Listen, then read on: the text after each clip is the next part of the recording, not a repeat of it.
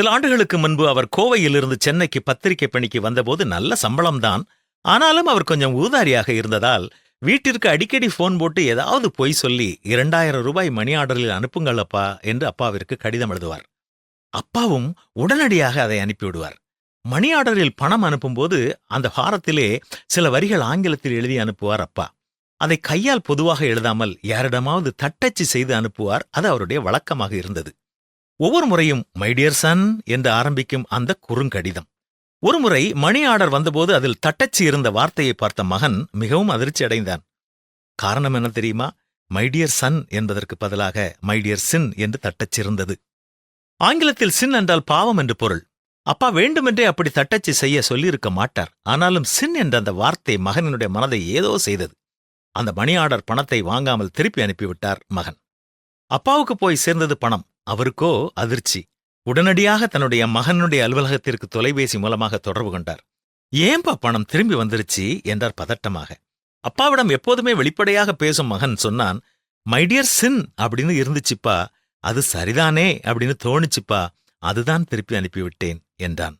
அப்பாவும் சிரித்தார். பெருந்துன்ப நேரங்களில் அவர் சிரிக்கவே செய்திருக்கிறார். அப்படியானதொரு துயரத்தை வெளிப்படுத்திய அந்த சிரிப்பை இனம் கண்டு கொண்டான் மகன். அப்படியே போனை வைத்து விட்டார் அப்பா. மறுநாள் காலை அலுவலகத்தில் இருந்த மகனுக்கு செக்யூரிட்டியிடமிருந்து இன்டர்காம் மூலமாக அழைப்பு வந்தது. அவனை பார்ப்பதற்கு அப்பா வந்திருப்பதாக தகவல் சொன்னார்கள். 2வது மாடியிலிருந்து ஓடி வந்தான் மகன். செக்யூரிட்டி அலுவலகத்தில் அப்பா அமர்ந்திருந்தார்.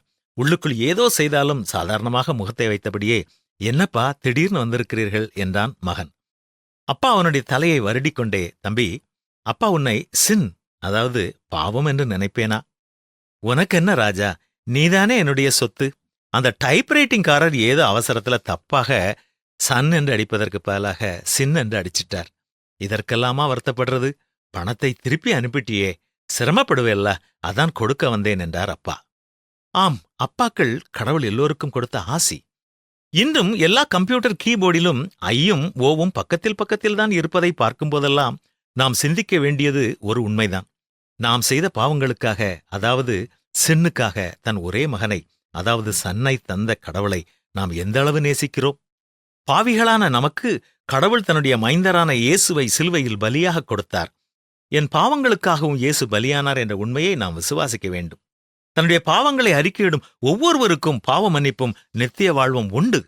தேவன் தம்முடைய ஒரே பேரான குமாரனை விசுவாசிக்கிறவன் எவனோ அவன் கெட்டுப் போகாமல் நித்திய ஜீவனை அடையும்படிக்கு அவரை தந்தருளி இவ்வளவாய் உலகத்தில் அன்பு கூர்ந்தார். இந்த உலக இரட்சகரை நாமும் ஏற்றுக்கொள்வோமா?